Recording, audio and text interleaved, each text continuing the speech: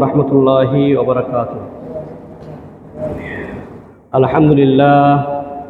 আলহামদুলিল্লাহিল্লাযী হাদানা ইলাস সিরাতিল মুস্তাকিম ওয়া আরশাদানা আসরান ফাআসরান বিল হাদিনাল মুহতাদিন ওয়া আমারানা বিস-সিদকি ওয়া নাহানা আনিল কিযবি والصلاة والسلام على محمد سيد الأنبياء والمرسلين الذي بين سوء عاقبة المكذبين وعلى آله وأصحابه أجمعين. أما بعد فأعوذ بالله من الشيطان الرجيم. بسم الله الرحمن الرحيم. ويوم القيامة ترى الذين كذبوا على الله وجوههم مسودة أليس في جهنم مثوى للمتكبرين. وقال تعالى في آية أخرى إن الله لا يهدي من هو مسرف كذاب. صدق الله العظيم وصدق رسوله النبي الكريم ونحن على ذلك من الشاهدين والشاكرين والحمد لله رب العالمين. إن الله وملائكته يصلون على النبي يا أيها الذين آمنوا صلوا عليه وسلموا تسليما. اللهم صل على سيدنا ونبينا وشفيعنا وحبيبنا ومولانا محمد صلى الله تعالى عليه وعلى آله وصحبه وبارك وسلم.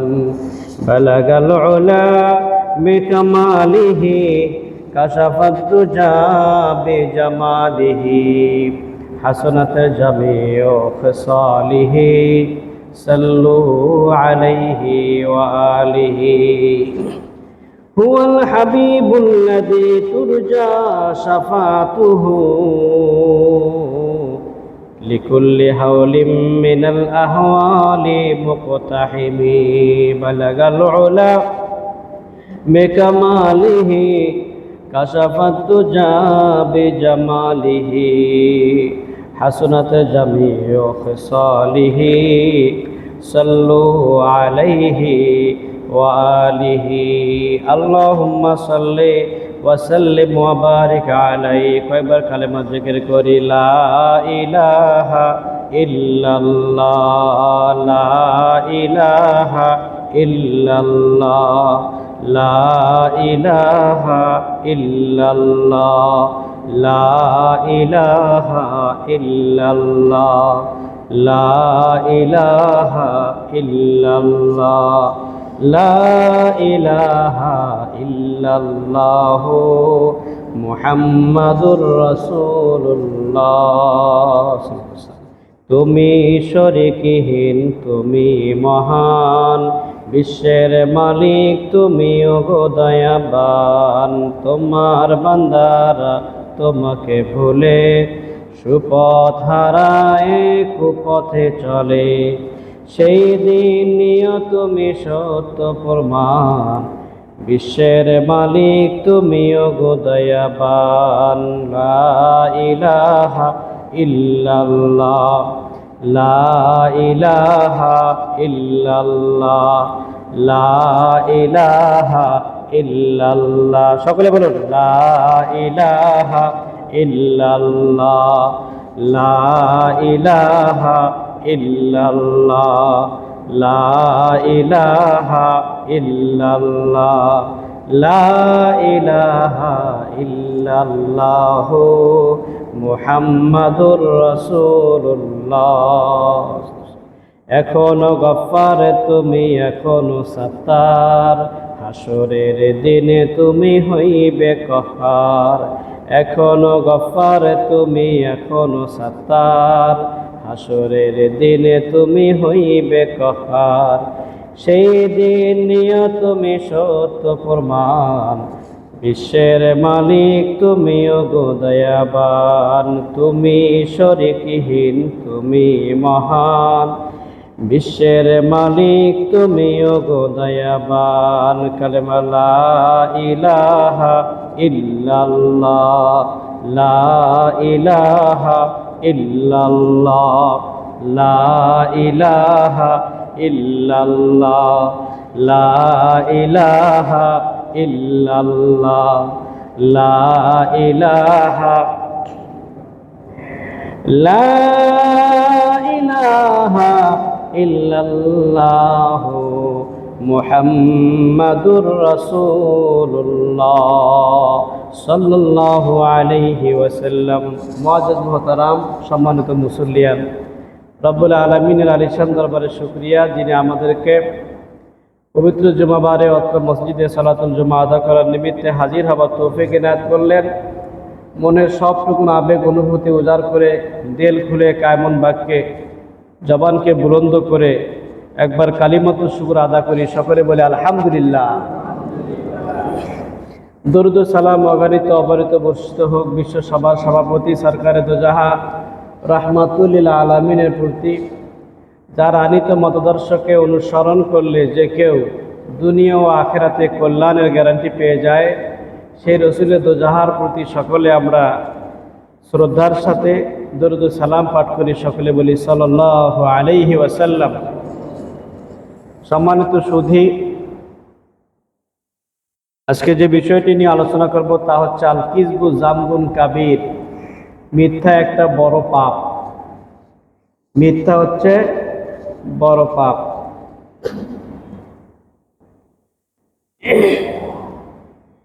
ক্ষেত্র বিশেষে কিন্তু এই পাপটাও পাপের মধ্যে পড়ে না। সেটা হচ্ছে তিনটি ক্ষেত্রে। যুদ্ধের ময়দানে শত্রুকে পরাস্ত করতে গিয়ে মিথ্যা বলা, এর বৈধতা রয়েছে, কারণ সেটা তো আল-হারব খেদাউন, যুদ্ধের ময়দানে শত্রুকে ধোঁকা দিতে হবে।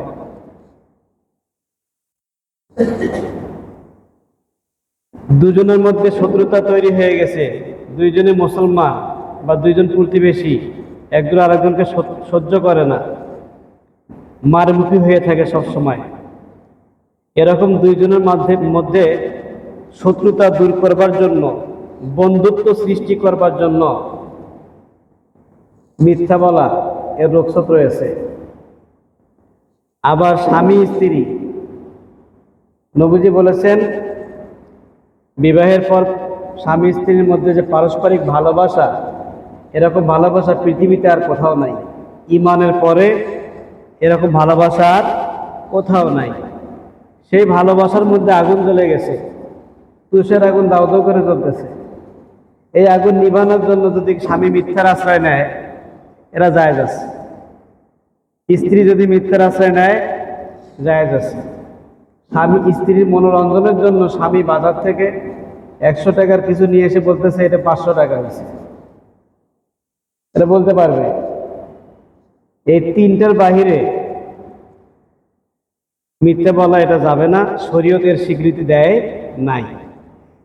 এই তিনের বাইরে কেউ যদি মিথ্যার আশ্রয় নেয়, এটা যামবুন কাবীর, এটা কবিরা গুনাহ।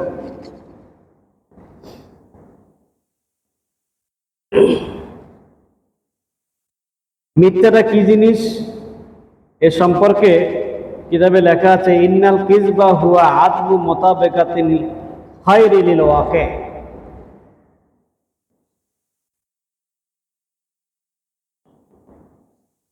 অর্থাৎ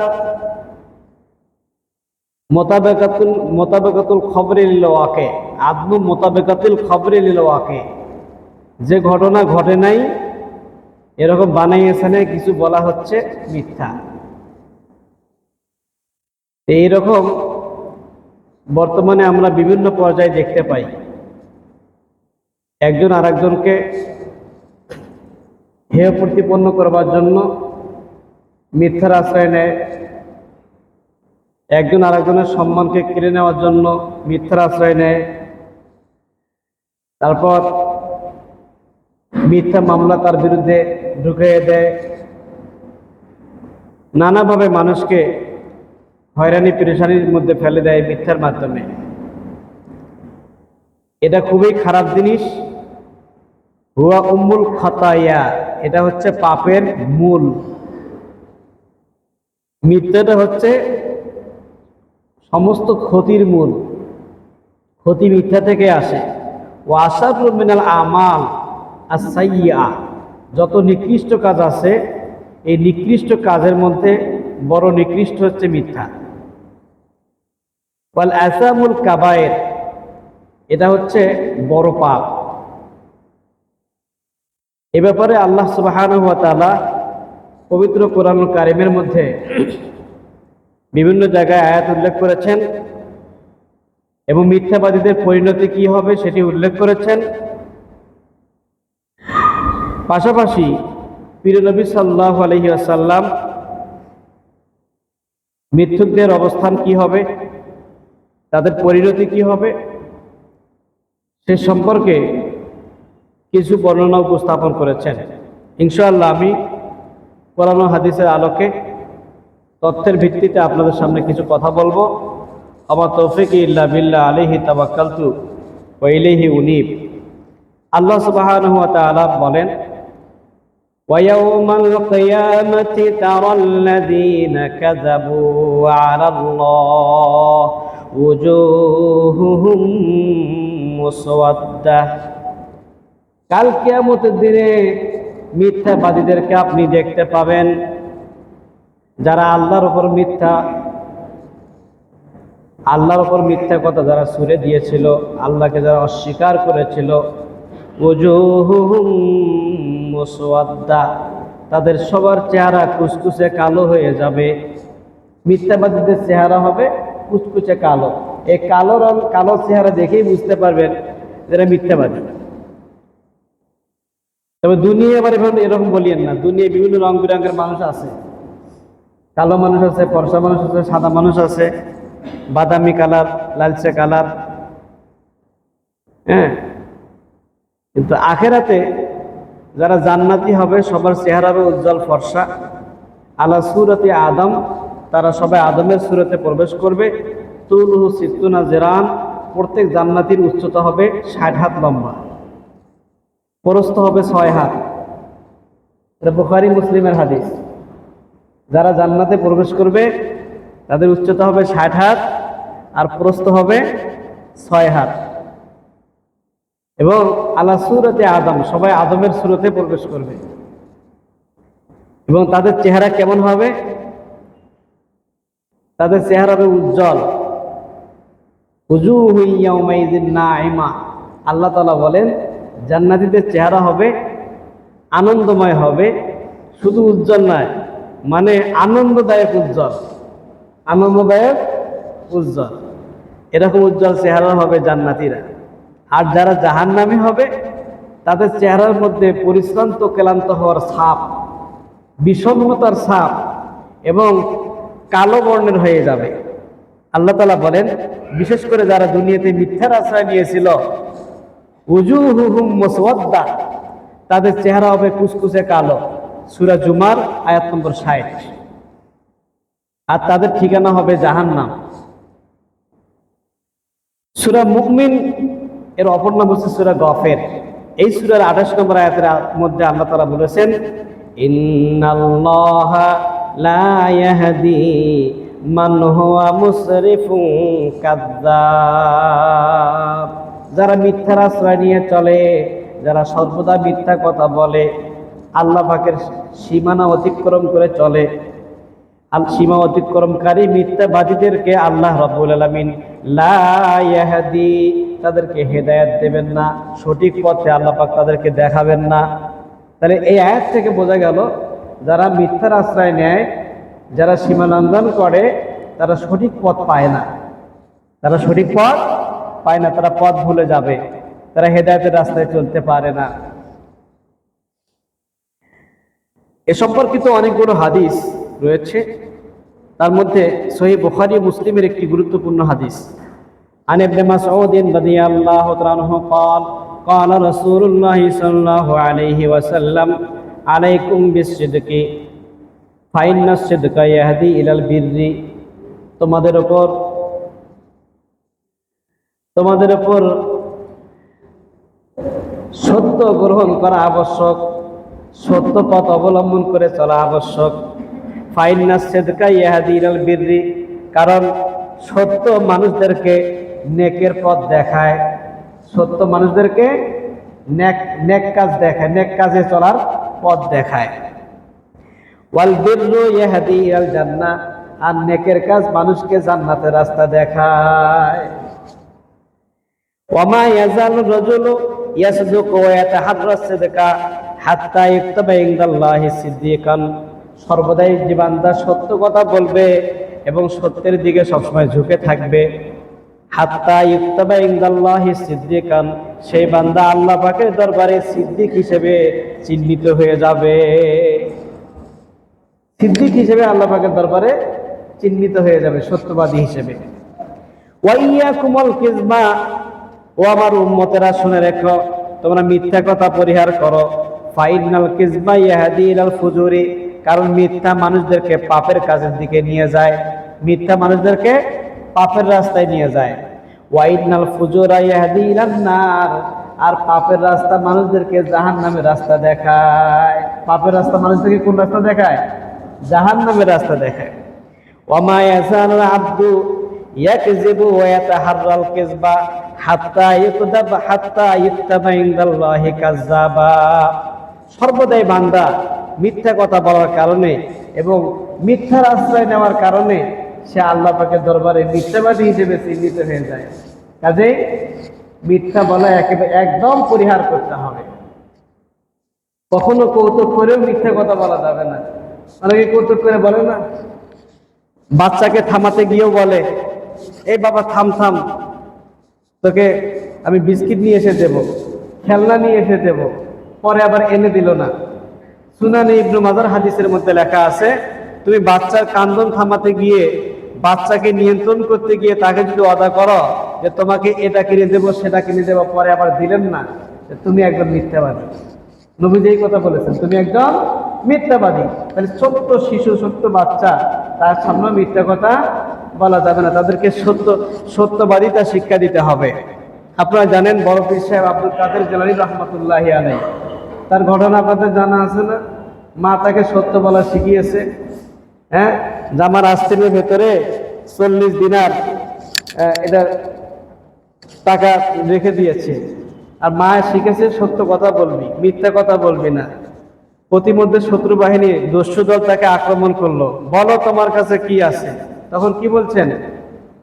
হ্যাঁ, যে আমার এখানে টাকা আছে। কোথায় আছে? এখানে আছে। কে দিয়েছে? আমার আম্মু আমাকে দিয়েছে। সত্য কথা বলছে। সুবহানাল্লাহ। বাচ্চাদেরকে কখনো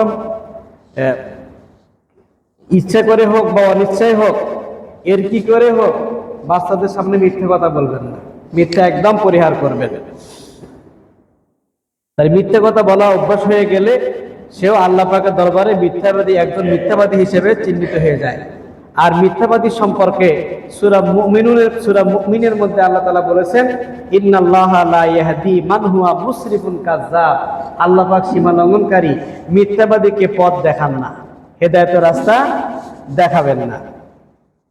ওয়ান আবি উমাতা রাদিয়াল্লাহু তাআলা আনহু قال قال رسول الله صلى الله عليه وسلم انا زعيم ببيت في ربد الجنه لمن ترك المراء وان كان محقا। আল্লাহু আকবার। আমরা ঝগড়া বিবাদে লিপ্ত হই না? ঝগড়া বিবাদে লিপ্ত হইয়া আমরা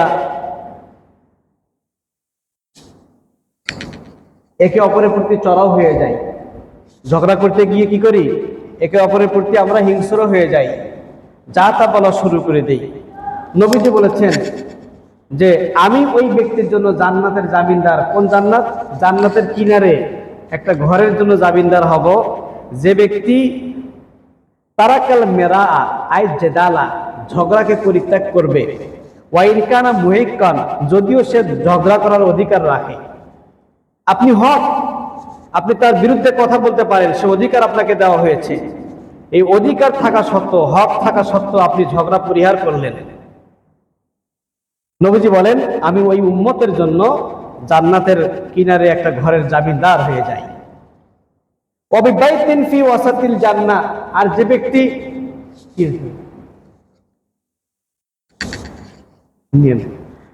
ওয়াবিবাইতিন ফি ওয়াসাতিল জান্নাহ, জান্নাতের মাঝখানে, জান্নাতের মাঝখানের ঘরের, অর্থাৎ জান্নাতের মাঝখান দ্বারা কি, জান্নাতের মাঝখান দ্বারা বোঝানো হয় যে উন্নত মানের, আরো উন্নত মানের জান্নাতের আমি জামিনদার হয়ে যাই ওই ব্যক্তির জন্য, লিমান তারাকাল কাযিবা, যে মিথ্যাকে পরিহার করে চলে। সুবহানাল্লাহ বলেন।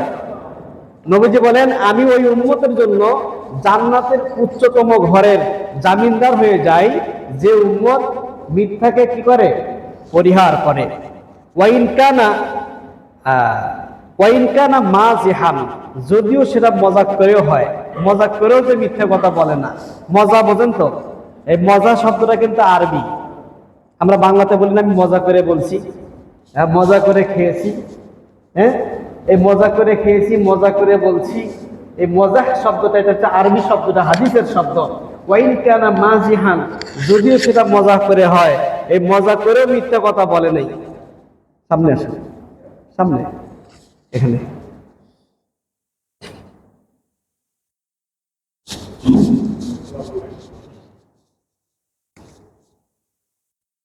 কেমন আছেন?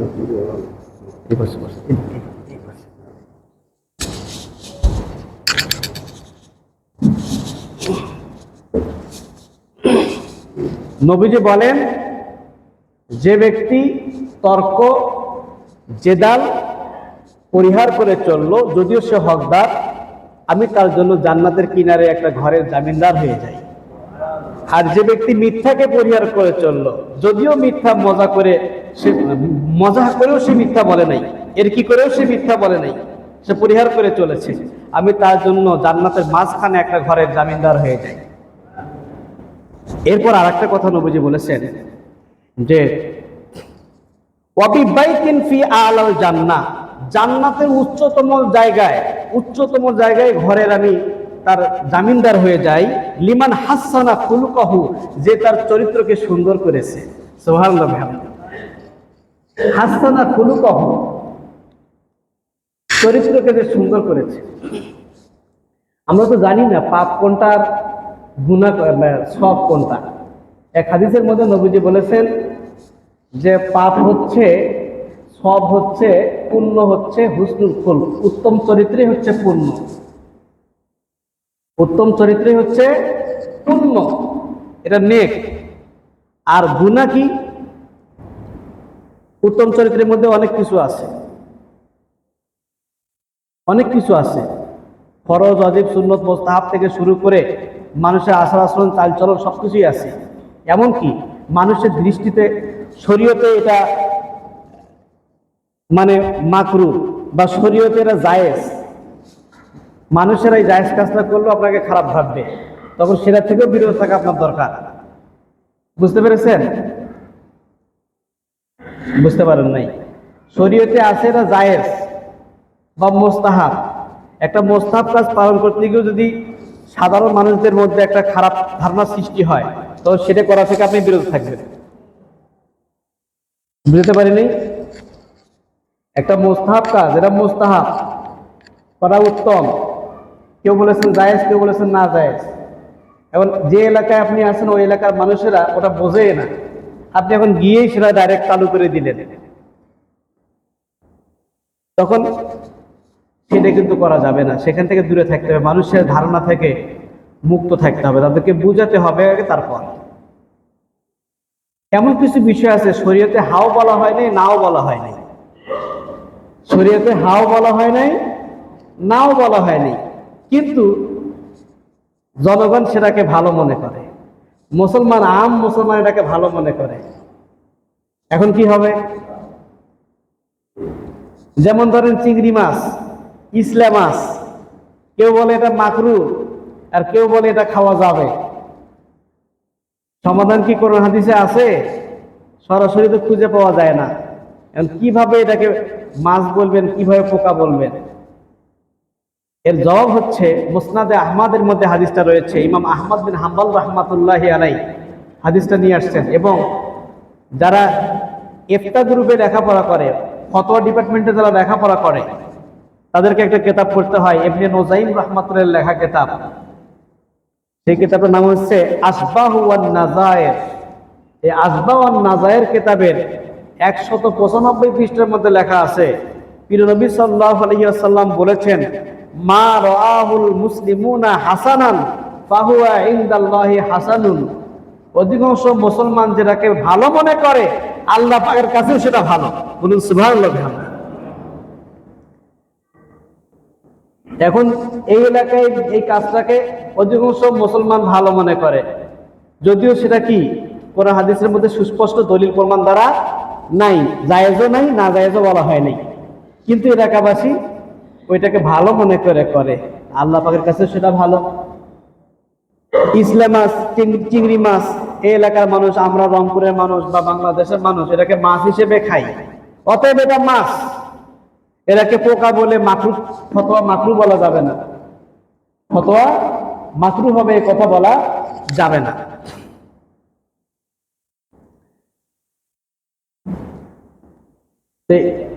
এই গুনাহ আর হচ্ছে সওয়াব। গুনাহ কাকে বলে আর সওয়াব কাকে বলা হয়? সওয়াব হচ্ছে হুসনুল খুলক, উত্তম চরিত্র। এক কথায় ভালোর যা কিছু আছে সব হচ্ছে পুণ্য। আর গুনাহ হচ্ছে মাহা কাফি সাদরিকা ওয়া কারাইতা আইয়াতালি আলাইহিন নাস। তুমি এমন কাজ করার জন্য মনে মনে পরিকল্পনা করলে, যে কাজটা প্রকাশ হয়ে গেলে, ওই কথাটা প্রকাশ হয়ে গেলে তুমি পরবর্তীতে নিজেই লজ্জিত হয়ে যাও, এর নাম হচ্ছে পাপ। এর নাম কি? পাপ। যে কাজের পরিকল্পনা কিংবা যে কথা বলার পরিকল্পনা আমি নিয়েছি, এটা পরবর্তীতে প্রকাশ পেলে আমি নিজেই লজ্জিত হই, তার নাম কি? পাপ। চোর চুরি করে ধরা পড়লে লজ্জিত হয় না? হ্যাঁ, এখন চোর তো বিভিন্ন প্রকার চোর আছে, দামি চোর আছে, সস্তা চোর আছে, সিসকে চোর আছে, বিভিন্ন প্রকার চোর আছে। কেউ ফাইল ঠেকায় চুরি করে, কেউ মানুষের ঘরে শিং দিয়ে চুরি করে, কেউ মানুষের পকেট মেরে চুরি করে, বিভিন্ন প্রকার চোর আছে আর কি। ধরা পড়লে কি হয়ে যায়? পরে নিজেই লজ্জিত হয়ে যায়। দুনিয়ায় যদি ধরা না পড়েন, আখিরাতে তো ধরা পাবেন, আখিরাতে ধরা পড়বেন। কাজেই যে কাজ করলে পরবর্তীতে আপনাকে লজ্জিত হতে হবে দুনিয়া কিংবা আখিরাতে, তার নাম কি? পাপ। তার নাম হচ্ছে পাপ। এই পাপ থেকে বেঁচে থাকতে হবে। যে ব্যক্তি চরিত্রকে সুন্দর করবে, নবীজি বলেছেন যে আমি রাসূল তার জন্য জান্নাতের উচ্চ পর্যায়ের ঘরের জন্য আমি জামিনদার হয়ে যাব। সুবহানাল্লাহ বিহামদি।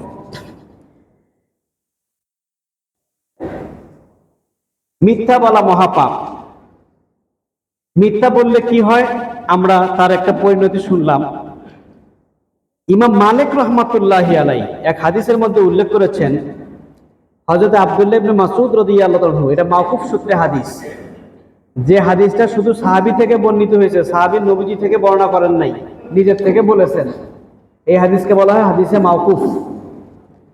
নবীজি বলেন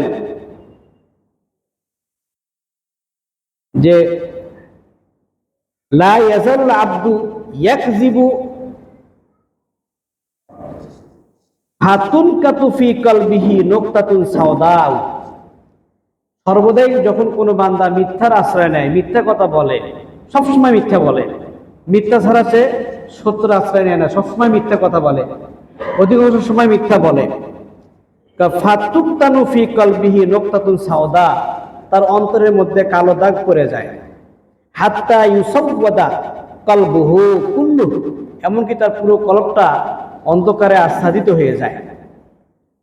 ফাতুকতাবু ইনদাল্লাহি মিনাল কাযিবিন, তখন ওই বান্দা আল্লাহ পাকের নিকট মিথ্যাবাদীদের কাতারে তালিকাভুক্ত হয়ে যায়।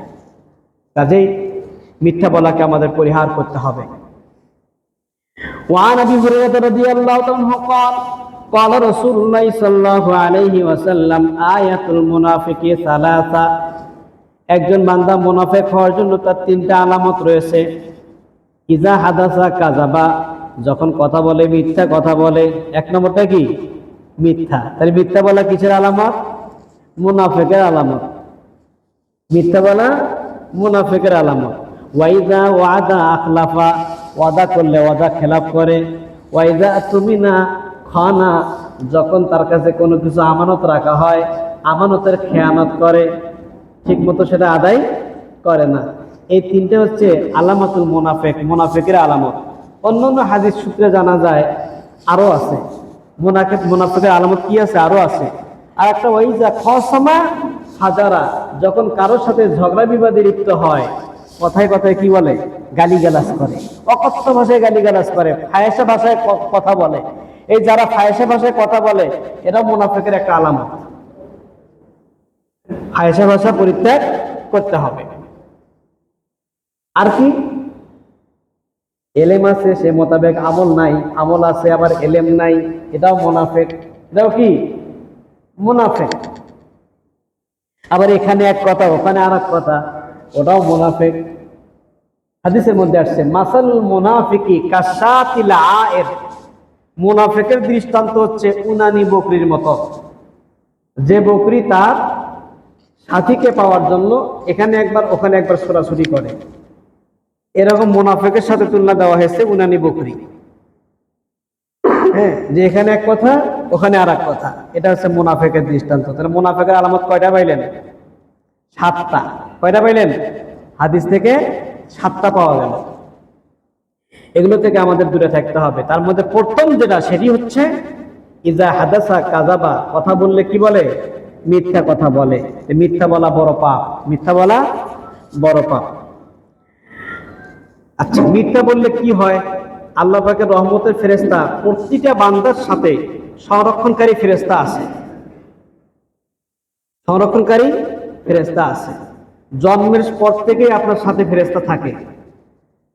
আপনি যখন মায়ের পেটে ছিলেন তখনও আল্লাহ পাকের ফেরেশতা আপনাকে পাহারা দিয়েছে। পৃথিবীতে আগমন করেছেন, আল্লাহর ফেরেশতা আপনার সাথে আছে।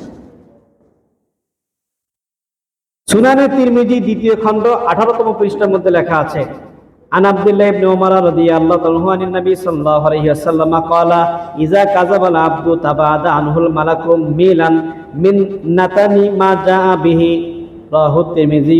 হযরত আব্দুল্লাহ ইবনে উমর রাদিয়াল্লাহু তাআলা আনহু থেকে বর্ণিত, তিনি বলেন রাসূলুল্লাহ সাল্লাল্লাহু আলাইহি ওয়াসাল্লাম বলেছেন, যখন কোনো বান্দা মিথ্যা কথা বলে তাবাদা আনহুল মালাকু মিলান, তখন রহমতের ফেরেশতা তার কাছ থেকে 1 মাইল দূরে সরে যায়, তার কাছে আর থাকে না। তার কাছ থেকে, তার যে সংরক্ষণকারী ফেরেশতা তার কাছ থেকে 1 মাইল দূরে সরে যায়। তাহলে যে আমলের কারণে ফেরেশতা আপনার থেকে দূরে সরে গেল, তাই তো আপনার তো নিরাপত্তা থাকলো না। মিন নাতানি মা জা বিহি, সে যে মিথ্যা কথা বলেছে তার দুর্গন্ধের কারণে সে তার কাছ থেকে দূরে সরে যায়। কাজে মিথ্যা বলা এটা অনেক বড় একটা অপরাধ, এখান থেকে আমাদেরকে বেঁচে থাকতে হবে। মিথ্যাবাদীদের জন্য ধ্বংস, মিথ্যাবাদীদের জন্য ধ্বংস, দুনিয়াতে তাদের ধ্বংস, আখিরাতেও ধ্বংস। আল্লাহ নবী সাল্লাল্লাহু আলাইহি ওয়াসাল্লাম বলেছেন সুনানে আবু দাউদ পৃষ্ঠা নম্বর 681, হাদিস নম্বর 4990, নবীজি বলেছেন ওয়াইলুল লিল্লাযিনা ইউহাদ্দিসু ফায়াকযিবু লিইউদহিকা বিহিল কওমা। কিছু মানুষ আছে মানুষকে হাসাবার জন্য মিথ্যার আশ্রয় নেয়, মিথ্যা কিছু ঘটনার অবতারণা করে, আছে না? সাহিত্যের মধ্যে রঙ্গরস দিয়ে মিথ্যা কথা বলে মানুষকে হাসায়। কিছু বক্তা আছে মাঠ গরম করবার জন্য, শ্রোতা মণ্ডলীর আকর্ষণ পাওয়ার জন্য, তাদের মনোরঞ্জনের জন্য মিথ্যা কিছু ভুয়া কাহিনী, কল্প কাহিনী উপস্থাপন করে দর্শককে হাসায়। দর্শককে কি করে? হাসায়। তাদের পরিণতি সম্পর্কে নবীজি বলেছেন যে ওয়াইলুল লিল্লাযী ইউহাদ্দিসু ফায়াকযিবু লিইউদহিকা বিহিল কওমা, ওই ব্যক্তির জন্য বড়ই সর্বনাশ, ধ্বংস, যে মানুষকে মিথ্যা কথা বলে হাসায়, মানুষকে মিথ্যা কথা বলে হাসায়। এই কথা নবীজি 3 বার বলেছেন, ওয়াইলুল্লাহু ওয়াইলুল্লাহু, তার জন্য ধ্বংস ধ্বংস ধ্বংস। কাজেই মানুষকে হাসানোর জন্য, মানুষের কাছ থেকে মজা নেওয়ার জন্য মিথ্যার আশ্রয় নেওয়া যাবে না, এখান থেকে সম্পূর্ণরূপে দূরে থাকতে হবে।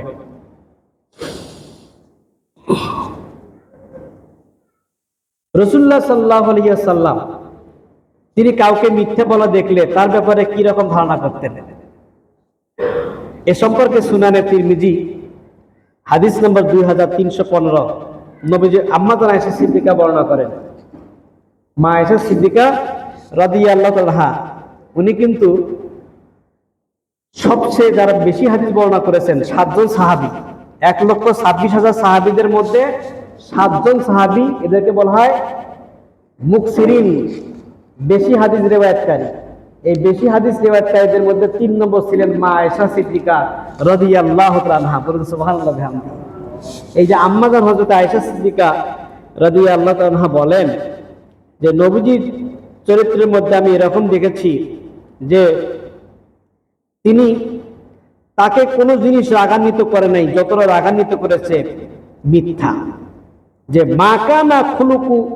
মাকানা খুলুকুন আবদাদা ইলা রাসূলিল্লাহ সাল্লাল্লাহু আলাইহি ওয়াসাল্লাম মিনাল কাযিবি, মিথ্যার চেয়ে অন্য কোনো জিনিস নবীজিকে রাগান্বিত করে নাই, মিথ্যাটাই নবীজিকে বেশি রাগান্বিত করিয়েছে। আলাকাদ কানা রাজুল ইউহাদ্দিসু ইনদান নবী সাল্লাল্লাহু আলাইহি ওয়াসাল্লাম বিল কিযবাতি, যখন রাসূল সাল্লাল্লাহু আলাইহি ওয়াসাল্লামের নিকট কোনো মানুষ মিথ্যা কথা বলতো, ফামা ইয়াজালু ফি নাফসিহি, নবীজি সেটা মনে রাখতেন, সর্বদাই মনে রাখতেন যে এই ব্যক্তি মিথ্যা কথা বলেছে। কতদিন পর্যন্ত মনে রাখতেন? হাত্তা ইয়ালামা আন্নাহু কদ আহদাসা মিনহা তাওবাতান, যতক্ষণ পর্যন্ত নবীজি তার কাছ থেকে পরিষ্কারভাবে না জানতেন যে তওবা করেছে। মিথ্যা থেকে তওবা না করা পর্যন্ত নবীজি মনেই রাখতেন, তাকেও খেয়াল রাখতেন যে মিথ্যা বলেছে, তওবা করে নাই। এখন আমরা কেমনে বুঝবো এই লোকটা তওবা করেছে? নবীজির জামানায় কেউ যদি পাপ করতো তারা নবীজির কাছে গিয়ে বলতো, হুজুর আমি এই পাপ করেছি। ছোটখাটো গুনাহ করলো, নবীজির কাছে গেছে। কোরআন শরীফের আয়াত সূরা নিসার মধ্যে আসছে যে মুমিনদের খসলত হলো, সাহাবীদের বৈশিষ্ট্য হলো, তারা যখন কোনো গুনার কাজ করতো জাউকা, তারা আপনার কাছে আসতো। ফাস্তাগফারা লাহুমুর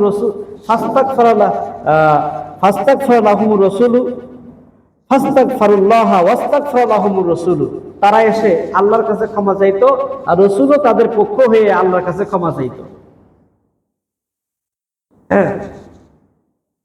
ইয়াজিদুল্লাহা তাওয়াবার রহিমা, ফলে তারা আল্লাহ পাককে তওবা কবুলকারী দয়াময় হিসেবে পেয়ে যেত। সুবহানাল্লাহ। সে সময় তারা নবীজির কাছে যাইতো। এখন আমরা কি করব? গুনাহ হওয়ার সাথে সাথে আমরা তওবা করব। গুনাহ হওয়ার সাথে সাথে কি করব? তওবা করব। তওবা করতে বিলম্ব করব না। একজন মুমিন আর মুনাফিক পার্থক্যটা কি রকম? মুমিন গুনার কাজ করাটাকে এতটা ভারী মনে করে যেন সে একটা পাহাড়ের নিচে বসে আছে, সে আশঙ্কিত হয়ে থাকে কোন সময় পাহাড়টা তার উপর ধসে পড়ে। এটা সহিহ বুখারী 934 পৃষ্ঠার মধ্যে লেখা আছে মূল আরবি কিতাবে, দ্বিতীয় জেল, যে একজন মুমিন বান্দা পাপের কাজটাকে, পাপ ছোট হোক কিংবা বড় হোক, পাপের কাজটাকে এত ভয়ঙ্কর মনে করে, এত ভারী মনে করে যেন সে একটা পাহাড়ের নিচে সে আশঙ্কিত হয়ে আসে কোন সময় পাহাড়টা ধসে পড়ে। আর মুনাফিক পাপের কাজ করাটাকে খুব সহজ মনে করে নাকের ডগায় মাছি উঠতেছে, ফুৎকার দিলে উড়ে যাবে। তার মানে মুনাফিক পাপ কাজ করার আগে এরকম মনে করে যে এটা খুব ছোট, পাপ কাজ করলে কি হবে, করি। পাপ কাজ যখন হয়ে যায় তখন আবার সে তার ভেতরে এমন একটা ভাব তৈরি হয় যে তওবা পরে করবো হলে তওবা সাথে করতে চায় না। এটা হচ্ছে মুনাফিক। এটা কি? মুনাফিক। রাসূলুল্লাহ সাল্লাল্লাহু আলাইহি ওয়াসাল্লাম তার সামনে কেউ পাপ কাজ করলে, এরকম মিথ্যা কথা বললে তাকে স্মরণ রাখতেন যতক্ষণ পর্যন্ত সে তওবা না করে।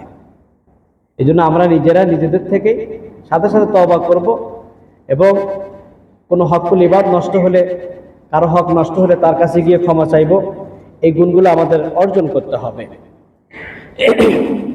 ওয়ান আবি হুরায়রা রাদিয়াল্লাহু আনহু قال কাফা বিল মারই কাযিবান, নবীজি বলেছেন একজন ব্যক্তির মিথ্যাবাদী হওয়ার জন্য এতটুকু যথেষ্ট, আইয়ুহাদ্দিসা বিকুল্লি মা সামিয়া, মানুষের কাছে যা শুনবে বিনা যাচাই তাহা অন্যের কাছে বর্ণনা করবে, এ একজন মিথ্যাবাদী। সুনানে আবু দাউদ পৃষ্ঠা নম্বর 681, সহিহ আবু দাউদের হাদিস, যে একজন ব্যক্তি মিথ্যুক হওয়ার জন্য এতটুকুই যথেষ্ট, অন্যের কাছে তাই বর্ণনা করবে যা সে শুনেছে। শুনেই বলা শুরু করে দেবে, যাচাই করবে না।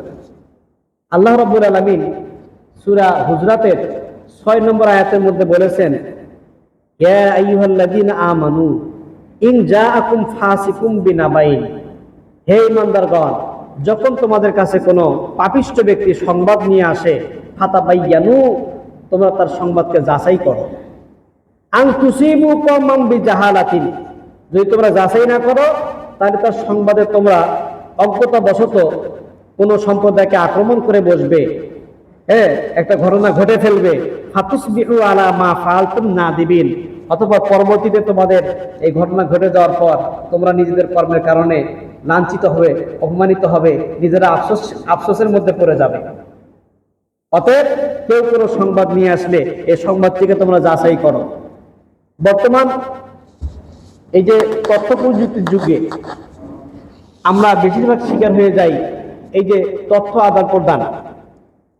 পেপার পত্রিকায় যে সমস্ত সংবাদ ছাপা হয় এগুলো কিন্তু ফিল্টারিং হয়, এগুলো ফিল্টার হয়, এক জায়গা থেকে আর এক জায়গায় পরিবেশন করতে গেলে মাঝখানে ফিল্টার হয়, যাচাই বাছাই হয়।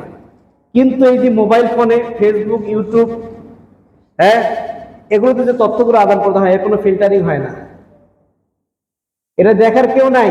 এই কারণে এর তথ্য সরাসরি বিনা যাচাই বিশ্বাস করা এটা যাবে না। আপনি একটা সংবাদ পেলেন, সাথে সাথে ঝাঁপিয়ে পড়লেন না, পরে আপনার কর্মকাণ্ডের কারণে আপনাকে লজ্জিত হতে হবে। এরকম একটা ঘটনা ঘটেছিল নবীজির জামানায়। হযরতে ওলীদ ইবনে উকবা রাদিয়াল্লাহু আনহু, তাকে নবীজি একটা এলাকায় জাকাতের মাল উসুল করার জন্য, জাকাতের মাল কালেকশন করার জন্য পাঠাইলেন, যাও অমুক এলাকার লোকেরা মুসলমান হয়েছে, ওদের কাছ থেকে জাকাতের মাল, ধনীদের কাছ থেকে জাকাতের মাল উসুল করে নিয়ে আসো, আদায় করে নিয়ে আসো। উনি ওই এলাকায় না পৌঁছে মাঝখান থেকে ফিরে আসছে, অর্ধেক রাস্তা গিয়ে ফিরে আসছে। ফিরে এসে নবীজিকে বলতেছে, হুজুর, ওরা আমাকে হত্যা করার হুমকি দিয়েছে, ওরা তো জাকাত দেয় নেই, বরং আমাকে হত্যা করার হুমকি দিয়েছে। এটা কোন সূত্র ধরে বললো? আগে থেকে ওই এলাকার লোকদের সঙ্গে তার শত্রুতা ছিল, আগে থেকে একটা মানসিক দ্বন্দ্ব ছিল, যার কারণে সে ফিরে এসে বলতেছে, হুজুর, আমি ওদিকে যাইতে পারি নাই, ওরা আমাকে হত্যা করার হুমকি দিয়েছে, ইত্যাদি ইত্যাদি। তখন রাসূলুল্লাহ সাল্লাল্লাহু আলাইহি ওয়াসাল্লাম খালিদ বিন ওয়ালিদকে, তার সাথে তার নেতৃত্বে কিছু সাহাবীকে পাঠালেন, যোদ্ধাকে পাঠালেন, যাও যুদ্ধ করো, তাদের বিরুদ্ধে যুদ্ধ করো, ওরা যেহেতু যাকাত দিচ্ছে না, ওদের বিরুদ্ধে যুদ্ধ করো। রেডি হয়ে চলে গেল খালিদ বিন ওয়ালিদ তার বাহিনী নিয়ে। এরপরে আল্লাহ পাক রব্বুল আলামিন আয়াতে কারিমা নাযিল করলেন, ইয়া আইয়ুহাল্লাযীনা আমানু ইন জাআকুম ফাসিকুম বিনাবাইন ফাতাবায়ানু, হে ঈমানদারগণ, তোমাদের কাছে যখন কোনো ফাসিক ব্যক্তি সংবাদ নিয়ে আসে তার সংবাদকে তোমরা যাচাই করো। রাসূলুল্লাহ সাল্লাল্লাহু আলাইহি সাল্লাম তারপর থামিয়ে দিলেন। সমূহ বিপদ থেকে, মারামারি থেকে, একটা দুর্ঘটনা থেকে জাতি রক্ষা পেয়ে গেল। কাজেই সংবাদকে যাচাই করতে হবে। কিছু কিছু সংবাদ আছে ওই নিউজটা পড়লে বোঝা যায়, এর ভাষা দেখেই বোঝা যায় যে এটা অসম্ভব বিষয়, এটা অসম্ভব বিষয়, এটা আপনাকে যাচাই করতে হবে। আর বড় যাচাই কর, বড় জাজ হচ্ছে আপনার অন্তর। বড় জাজকে আপনার কল্ব, আপনার অন্তর। নবীজি বলেছেন, ইস্তাফতি কলবাকা ওয়া ইন আফতাকাল মুফতিউন, তুমি তোমার কলবকে জিজ্ঞেস করো, যদিও মুফতিরা ফতোয়া দেয়, তথ্যবিদরা তোমাকে তথ্য পরিবেশন করে, তারপর তুমি তোমার কলবের কাছে জানতে চাও যেটা ঠিক হলো কি হয়নি, ঠিক হয়েছে কি হয়নি, এটা তোমার কলবের কাছে জেনে নাও। কিছু কিছু খবর আছে পড়লেই বোঝা যায় যে না, এটা সত্য নয়। আবার হাদিস পড়লে বোঝা যায় এটা জাল হাদিস। হ্যাঁ, এই বিষয়গুলো আমাদেরকে মাথায় রাখতে হবে।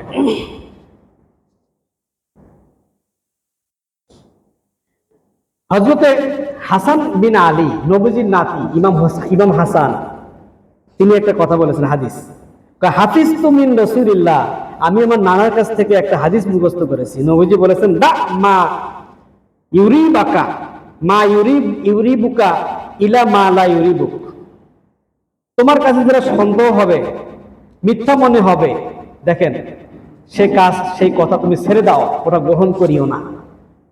তাহলে তোমার কাছে মনে হবে, মনে হওয়াটা কই থেকে হয়? মন থেকে তো হয়। তাহলে মন হচ্ছে আপনার বড় জাজ। ফাইন্না সিদকা তামানিনাতুন, কারণ সত্য হচ্ছে প্রশান্তিদায়ক। ওয়াইনাল কিযবা রাইবাতুন, আর মিথ্যা হচ্ছে সন্দেহ। মিথ্যা কি? সন্দেহ। তাই ইমানের তাকাজা হচ্ছে সন্দেহজনক বিষয় থেকে নিজেকে মুক্ত রাখা। ইবনে ওমর রাদিয়াল্লাহু আনহু থেকে বর্ণিত, এক ব্যক্তি নবীজির কাছে আসছে, এসে বলতেছে, মা আমালুল জান্নাহ, হুজুর জান্নাতের আমল কি? আমি একটু জান্নাতে যাবার চাই, জান্নাতের আমল কি? নবীজি বললেন, আসিদকু, সত্য কথা বলাই হচ্ছে জান্নাতের আমল। সুবহানাল্লাহ।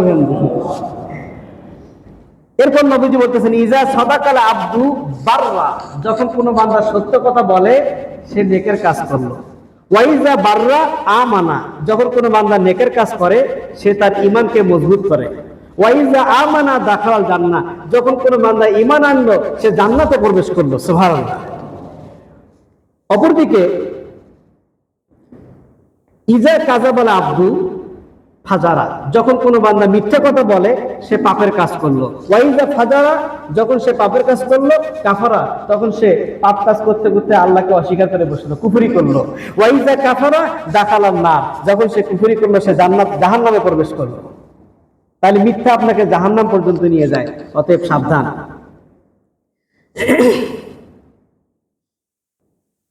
পরিশেষে আমি আপনাদের সামনে নবীজির একটা গুরুত্বপূর্ণ নসিহা, মুসনাদে আহমদের হাদিস, উবাদা ইবনে সামিত রাদিয়াল্লাহু আনহু থেকে বর্ণিত, তিনি বলেন, ইজমানু লি সিত্তান মিন আনফুসিকুম, তোমরা নিজেদের থেকে 6টা জিনিসের হেফাজতকারী হও।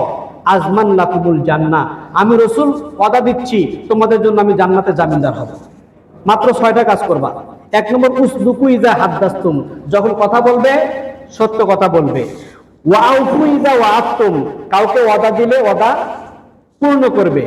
3, ওয়াআদু ইজা তুমিনতুম, তোমাদের কাছে আমানত রাখা হলে আমানত আদায় করিও, আমানতের খেয়ানত করিও না।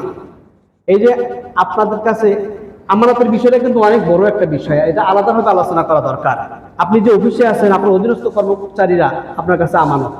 আপনি বাড়িতে যখন আপনার ছেলে মেয়ে, আপনার পরিবার আপনার কাছে আমানত, আপনার কাছে আমানত। এই যে আমি এখানে ইমাম, আপনারা আমার কাছে আমানত, আমি আপনাদের জন্য জামিন। আল ইমামু জামিনুন ওয়াল মুআজ্জিনু মুতামিনুন, ইমাম সাহেব হচ্ছে জামিন আর মুয়াজ্জিন হচ্ছে মুতামিন, সে হচ্ছে আমানত। অর্থমতো আজান দেবে, ইকামত দেবে, ইমাম সাহেব কেরাত, তারপর নামাজ, রুকু, সাজদা, এগুলো সে জিম্মাদারি গ্রহণ করবে। সুবহানাল্লাহ। এইভাবে আমানতের বিষয়টা আছে যে ওয়াআদু ইজা তুমিনতুম, তোমাদের কাছে যখন আমানত রাখা হয়, আমানত তোমরা কি করো? আদায় করো। আপনার পরিবার আপনার কাছে আমানত, স্ত্রী আপনার কাছে আমানত। স্ত্রীদেরকে বলা হয়েছে আমানুল্লাহ, আল্লাহ পাকের দেওয়া আমানত স্বামীদের কাছে। কাজে আপনি যদি আপনার স্ত্রীর সঙ্গে মিসবিহেভ করেন তাহলে আপনাকে আল্লাহ পাক রব্বুল আলামিন ছাড় দেবেন না। হ্যাঁ, স্ত্রীকে প্রহার করা যায়, চারটা অপরাধের কারণে স্ত্রীকে প্রহার করা যায়, সেটা আবার শাসনমূলক হতে হবে। গায়রা মুবাররাজ, কোনো দাগ বসানো যাবে না। মাজারিসুল আবরার, এটা একটা ফিকহি আইসিতে, এটা হাদিসের কিতাব। মাজারিসুল আবরার কিতাবটা আমার কাছে আছে। 101 নম্বর মজলিসের মধ্যে লেখা আছে 4 কারণে স্ত্রীকে শাসনমূলক প্রহার করা যাবে। 1 নম্বর, সে যদি ফরজ সালাত আদায় না করে। 2, সে যদি ফরজ গোসল না করে। এই 2টা কার হক বলুন তো? আল্লাহর হক। ফরজ গোসল, ফরজ নামাজ, যা আল্লাহর হক। 3 নম্বর হচ্ছে সে যদি স্বামীর কথা মতো না চলে, স্বামীর ডাকে সাড়া না দেয়। 4 নম্বর, স্বামীর অনুমতি ছাড়া যদি ঘর থেকে বাইরে চলে যায়।